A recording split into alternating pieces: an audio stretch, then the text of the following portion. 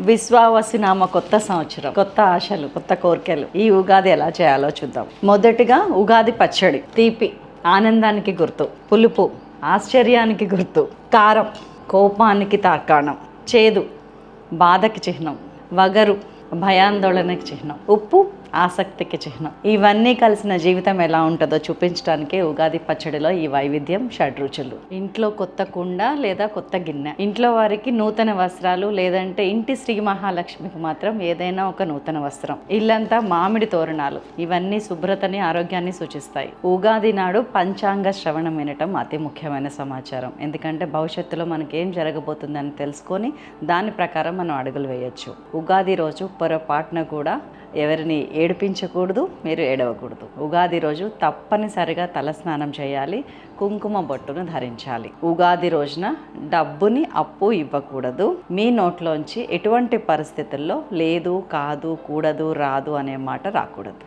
అన్నిటికీ ఆలోచిస్తాను, రేపు చెప్తాను, లేకపోతే త్వరలో చేస్తాను అనే పాజిటివ్ వైబ్ ఉండాలి. ఈ ఉగాదికి మనము, మన కుటుంబం అంతా కూడా ఆనందం, ఆరోగ్యం, విజయంతో విరాజిల్లాలని మనస్ఫూర్తిగా పూజ చేద్దాం.